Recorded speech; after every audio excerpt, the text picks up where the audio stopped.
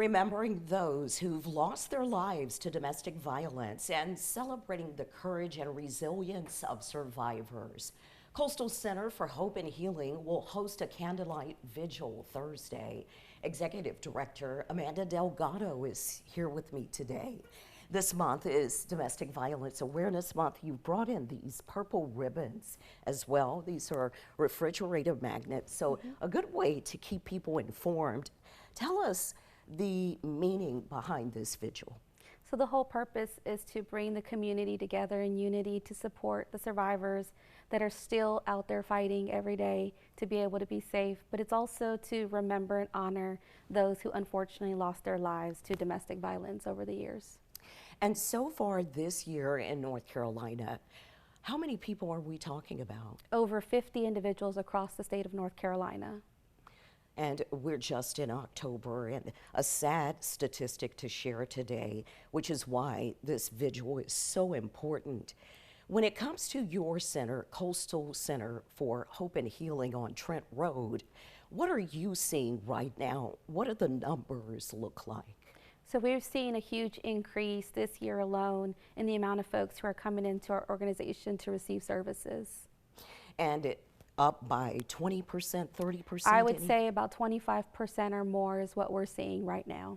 So the numbers are rising, and at the same time, you're facing challenges. We are, unfortunately, with the government shutdown and our agency being nonprofit, some of our funding is put on hold at the moment. And so thankfully we haven't had to furlough anyone, but if this keeps going, we don't know what that's going to look like. And that means that calls may go unanswered if we're unable to continue forward.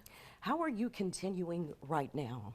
So thankfully, we have such a generous community that has supported us over the years that we are able to still use those funds that they've given us to continue to make sure that the calls are answered and folks have the support they need when they come to us. And speaking of support, people will be lighting those candles Thursday. What time will this start and end? It's going to be 6 to 7 p.m. or 7:30 p.m. right there in our office at Trent Road. And it's a way for us to just come together. We've been in the building for a year now. Yes. And so it's a way for us to just share the accomplishments that we've had. And again, just to come in unity to support and remember those who are no longer with us. It's a very somber ceremony, but also there is hope. And the speakers will touch on that as well. Absolutely. We do have a survivor that has been connected with our organization for over 20 years who has finally decided that it was time to get out and receive the services that they need to move forward. And she will be sharing some of her story on Thursday. Again, that's Thursday at 6, 2403 Trent Road. And then in November, something else is coming up. Yes, so we do a donation food drive every November, and that's to help the families that we serve have that wonderful Thanksgiving meal that we all like to enjoy with our family. So we collect donations. Habitat for Humanity is joining us in that initiative, and so folks can drop off at our office or at their location, and then what we do is put those together for the families to enjoy.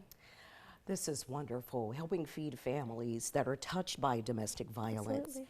And that's going on in November, but can people start dropping off now? They can, okay, as long as they come to our office during business hours, Monday to Friday, 8 to 5, we would be happy to accept the donations. Excellent. Amanda, thank you as always. Shine a light on domestic violence in New Bern this Thursday.